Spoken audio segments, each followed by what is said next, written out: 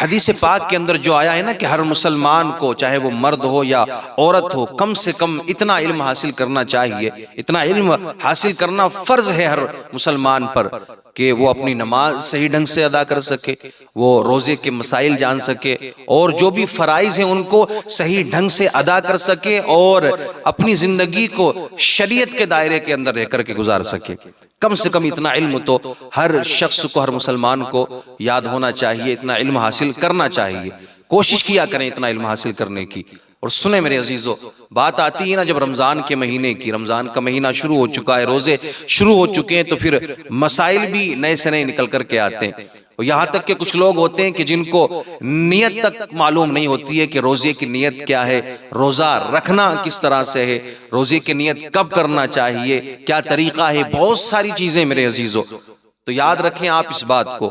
کہ جب آپ رات کو سو رہے ہیں اور آپ اس ارادے سے سو رہے ہیں، اس نیت کے ساتھ میں سو رہے ہیں کہ ہاں مجھے اٹھنا ہے، سحری کرنا ہے، سحری کے وقت میں اٹھ کر کے پھر مجھے روزہ رکھنا ہے، تو یاد رکھیں آپ کی نیت ہو گئی ہے، کیونکہ نیت دل کے ارادے کو کہتے ہیں۔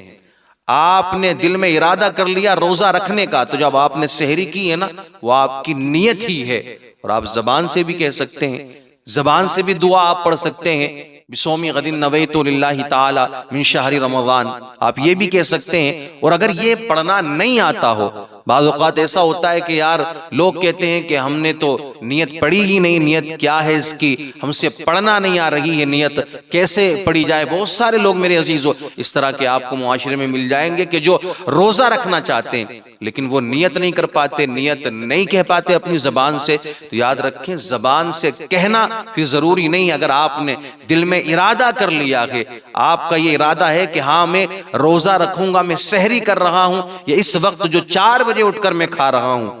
اس وقت اٹھ کر کھانے کا مقصد کچھ اور نہیں ہے۔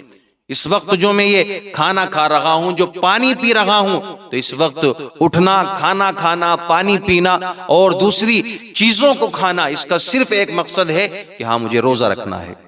تو اس نیت کے ساتھ میں، اور دوسری بات یہ ہے آپ نیت کر کے سوئے تھے ارادہ کر کے کہ ہاں مجھے سحری کے وقت میں اٹھنا ہے، کھانا کھانا ہے، اور لیکن پھر آپ کی آنکھ نہیں کھلی، آپ دیکھ رہے ہیں کہ سحری کا وقت بھی نکل گیا، نماز کا وقت بھی نکل گیا، پھر آپ کی آنکھ کھلی ہے، لیکن آپ کی نیت تھی روزہ رکھنے کی۔ جب آپ اٹھیں گے اسی وقت آپ نیت کر لیں گے تو یاد رکھیں آپ کا روزہ اسی وقت سے شروع ہو جائے گا۔ آپ نے نیت کر لی ہے، ارادہ کر لیا ہے، تو یہ بہت ساری چیزیں میرے عزیزو۔ ایک روایت کے اندر یہاں تک آیا ہے کہ آدھے دن سے پہلے بھی آپ روزے کی نیت کر سکتے ہیں۔ مثال کے طور پر آپ بیمار ہیں، طبیعت خراب ہے، کشمکش میں ہے کہ یار روزہ رکھیں کہ نہیں رکھیں، رکھیں گے نہیں رکھیں گے، کیسے ہوگا، کہیں طبیعت زیادہ نہ بگڑ جائے، کہیں طبیعت خراب نہ ہو جائے۔ لیکن میرے عزیزو آپ نے کچھ کھایا نہیں ہے، زوال کے وقت سے پہلے آپ نے ابھی کچھ کھایا نہیں ہے، کچھ پیا نہیں ہے، بس کشمکش میں ہے کہیں طبیعت بگڑ نہ جائے، لیکن پھر آپ سوچ رہے ہیں کہ ہاں کچھ نہیں ہوگا، ٹھیک ہے نیت کر لیتے ہیں، تو آپ زوال سے پہلے بھی روزے کی نیت کر سکتے ہیں، وہ بھی آپ کا روزہ ہو جائے گا۔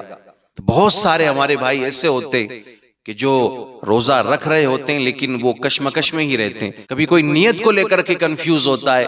مثال کے طور پر ایک محلہ ہے، وہاں کی مسجد ہے، تو گاؤں دیہاتوں میں میرے عزیزو یہ طریقہ ہوتا ہے کہ مسجد کے امام ہی نیت کہلاتے ہیں، نیت پڑھواتے ہیں، ایسا اکثر جگہوں پر ہوتا ہے۔ لیکن اگر نہیں پڑھائی گئی تو وہ وہاں پر بہت سارے معاملات کھڑے ہو جاتے ہیں کہ نیت نہیں کہلائی، نیت نہیں پڑھائی۔ تو یہ کوئی اتنی بڑی بات نہیں ہے کہ اس کو بہت بڑا ایشو بنا دیا جائے، بلکہ آپ نے سحری کر لی ہے، آپ نے کھانا کھا لیا ہے سحری کے وقت میں، اور آپ سے نیت کہنا زبان سے نہیں آ رہی ہے، تو آپ دل میں ارادہ کر لیں ہاں میں نے یہ کھانا پینا صرف اس لیے کیا ہے کہ میں روزہ رکھوں گا، اللہ کی رضا کے لیے بھوکا رہوں گا، پیاسا رہوں گا، تو آپ کا روزہ ہو جائے گا۔